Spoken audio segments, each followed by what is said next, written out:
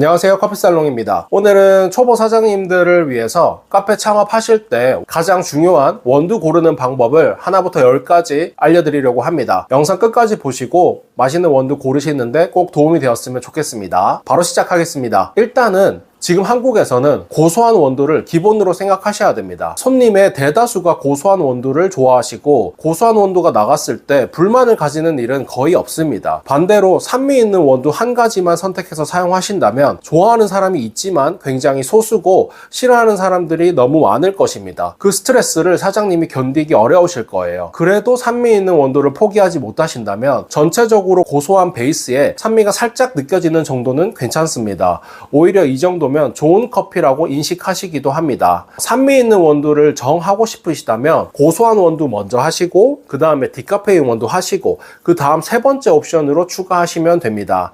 하지만 이것도 사실 웬만한 회전율이 되지 않는 이상 추천드리지는 않습니다. 산미 있는 원두에 대해서는 뒤에 조금 더 자세하게 설명드리는 걸로 하고요.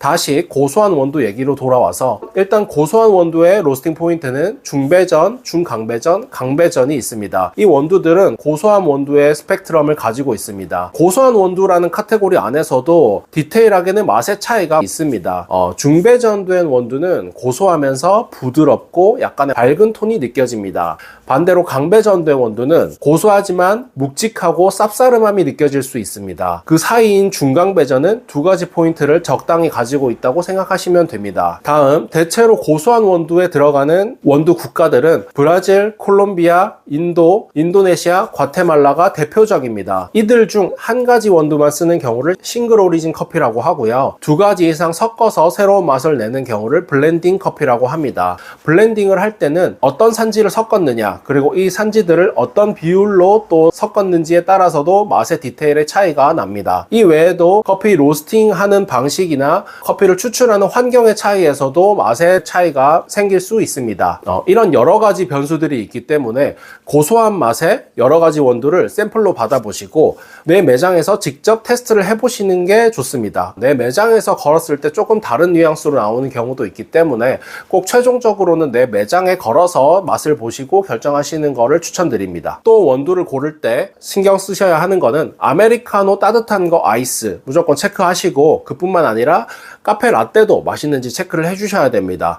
그리고 시럽이나 파우더가 들어가는 베리에이션 메뉴에서도 커피 맛이 밀리지 않는지 꼭 체크해 주셔야 됩니다. 로스팅 포인트가 너무 약한 경우나 내 원두의 로스팅 포인트에 비해서 내가 사용하는 커피 잔이 너무 큰 경우에는 베리에이션 메뉴에서 커피 맛이 밀리는 경우가 있습니다. 그러면 여기서 또 체크하셔야 하는 게 잔 사이즈입니다. 잔의 사이즈가 아이스 기준 했을 때 14온스, 16온스 정도는 보통 카페의 기본 사이즈입니다. 이 정도라면 중배전, 중강배전, 강배전 원두 모두 사용이 가능한데요. 대체로는 중강배전이 가장 무난합니다. 다음, 아이스 컵 기준 24온스 이상의 큰 사이즈라면 중강배전, 강배전이 가능하고요. 강배전을 사용하시는 게 대체적으로 좋습니다. 다음, 12온스 이하의 작은 사이즈의 잔을 사용하시는 경우에는 미디움 로스팅된 원두를 쓰시는 것도 괜찮습니다. 자, 이렇게 여러 가지를 고려해서 고소한 원두를 골랐다면 이제 또 가격도 봐야겠죠.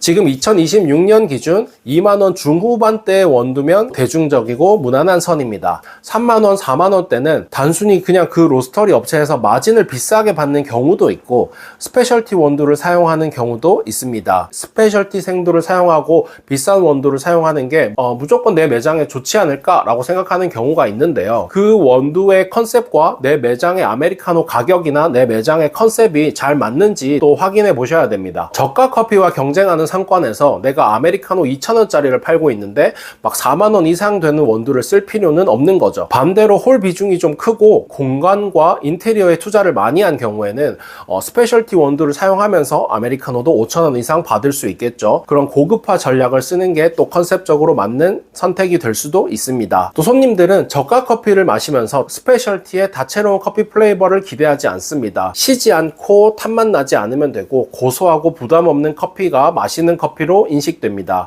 또 고급스러운 공간에서는 저가 커피 같은 맛이 나는 거를 좋아하지 않습니다. 왜인지 조금은 비싼 것 같은 맛을 기대하게 됩니다. 그러니까 결국 소비자가 느끼는 기대를 미리 예측해서 만족시켜 줄 수 있는 원두를 선택하시는 게 좋습니다. 장사에서 말하는 차별화는 남들이 아무도 안 하는 걸 하는 게 아니더라고요. 사람들이 원하는 거를 일단 캐치해서 해야 되고요. 거기서 나만의 한 끗만 다르게 하는 게 장사에서 차별화라고 생각합니다. 그러니까 남들이 안 하는 원두, 다른 데 안 파는 원두를 나는 무조건 해야겠다, 이런 생각을 첫 번째 옵션으로 하시는 것은 위험한 결정입니다. 원두 맛과 가격을 정했다면 로스팅 업체까지 생각하셔야 됩니다. 순서는 원두 맛을 고르고 가격을 보고 업체를 선정할 수도 있고, 업체 먼저 선정을 하고 원두 맛과 가격을 볼 수도 있습니다.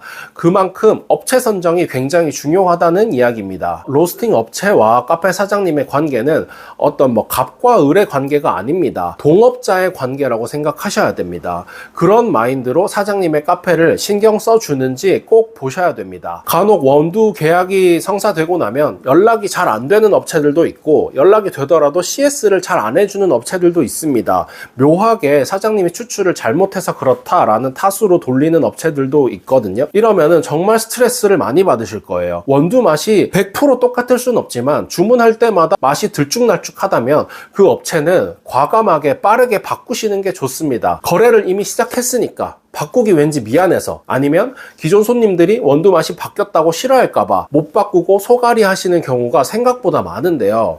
하지만 정상적인 업체와 거래했을 때는 전혀 느끼지도 않아도 되는 스트레스를 장사하는 내내 느끼시는 꼴이 됩니다. 하루라도 빨리 바꾸시는 게 사장님께도, 결국 사장님 카페 손님들께도 도움이 되는 일입니다. 손님들은 커피 맛이 나빠지는 것은 싫어하시지만 커피 맛이 더 업그레이드 되는 것은 좋아하십니다. 원두와 원두 업체를 잘못 고르시면 사장님이 할 수 있는 매출에 한계가 생길 수도 있습니다. 카페 사장님이나 바리스타가 컨트롤해야 되는 부분도 분명히 있지만 원두에서 문제가 있으면 아무리 해도 맞출 수가 없습니다. 그러니까 원두 업체는 애초에 굉장히 중요하게 보셔야 됩니다. 자, 마지막으로, 이거는 원두를 고르는 이야기랑은 좀 다른데, 제가 출장 세팅을 많이 다니면서 생각보다 많이 겪는 일이거든요. 커피를 열심히 공부하고 고민해서 창업하는 분들도 있지만 커피를 전혀 모르시는 분들이 가게를 덜컥 인수하는 경우가 있거든요. 특히 요즘은 카페 장사가 어렵다 보니까 매물로 나와서 그거를 좀 싸게 그냥 덥석 인수하는 케이스가 많은 것 같습니다. 근데 그분들은 커피를 너무 쉽게 생각하시는 겁니다. 버튼만 누르면 커피 맛이 똑같이 나오는 거 아니냐, 이렇게 생각을 하고 계십니다. 그래서 세팅을 하면서 막 너무 제가 이제 저울 쓰고 이렇고 저렇고 이걸 하셔야 되고 저걸 하셔야 되고 말씀을 드리면 이거를 좀 스트레스로 생각하시더라고요. 커피를 모르시는 분 입장에서는 그런 생각을 충분히 가질 수 있죠. 근데 기본적인 마인드셋은 커피는 내가 컨트롤 해야 되는 거라고 생각하셔야 됩니다. 너무 커피 맛에 매몰돼서 항상 베스트 커피 맛을 만들어라, 이런 얘기는 아닙니다. 최소한의 부정적인 것들을 없애고 내가 처음에 선택한 원두 맛이 그래도 비슷하게 나고 있는지 체크는 하실 줄 아셔야 된다는 겁니다. 그걸 하시려면 내가 신경을 써줘야 된다라는 거고, 원두 보관 관리도 잘 하셔야 되고 그라인더, 커피 머신 청소 관리도 잘 해주셔야 된다는 이야기입니다. 원두는 가만히 놔둬도 맛이 변하고, 물도 컨디션이 바뀌면 커피 추출에 영향을 미치고, 매장이 춥거나 덥거나 습하거나 환경도 커피 맛에 영향을 미칩니다. 그 점을 꼭 인지하고 카페 창업을 하시기 바랍니다. 산미 있는 원두나 디카페인 해야 되는지 많이 물어보시는데요. 아까 말씀드렸듯이 산미 있는 원두는 조금 어렵습니다. 산미 있는 원두는 추출도 까다롭기 때문에 더 좋은 그라인더를 사용하셔야 되고 신경을 더 많이 쓰셔야 맛있게 추출할 수 있습니다. 또 비교적 주문율이 어쩔 수 없이 떨어지기 때문에 충분한 객수가 확보돼서 회전율이 나오는 매장에서만 사용하셔야 됩니다. 이 조건을 모두 만족하시는 경우에 산미 있는 원두는 좋은 옵션이 될 수는 있습니다. 디카페인 원두는 사실 요즘에는 필수에 가깝습니다. 사람들이 카페인 충전으로 커피를 마시기도 하지만 이제는 그 커피 맛 자체에 익숙해져 있기 때문에 식사를 하고 나서 깔끔하게 아메리카노 한 잔을 먹고 싶어 하십니다. 근데 내가 임산부라거나 카페인 섭취를 좀 줄여야 된다거나 하실 때는 디카페인 옵션을 굉장히 많이 선택하신다는 거죠. 특히나 저녁 늦게까지 영업을 하는 매장이라면 디카페인 옵션은 거의 필수에 가깝다고 생각하시면 됩니다. 하지만 예산이 부족하거나 공간이 부족하거나 해서 디카페인을 놓을 수 없는 경우도 있겠죠. 그럴 때는 뭐 어쩔 수 없습니다. 디카페인 더치 원액을 납품받으셔서 아메리카노 정도는 하실 수 있습니다. 하지만 이것도 디카페인 원액의 경우에는 베리에이션 메뉴까지 커버를 치는데 좀 한계가 있습니다. 그래서 결국에는 원액으로 시작하셔도 디카페인용 그라인더를 구매하시는 경우도 꽤 있고요. 그래서 할 수 있으면 디카페인은 필수로 놓으시는 게 좋다라고 말씀드리겠습니다. 그리고 그라인더를 뭐 3대씩 놔야 되지 않냐 이런 것도 있죠. 저희도 실제로 그라인더를 드립 그라인더 포함하면은 4대를 놓고 사용하고 있는데요.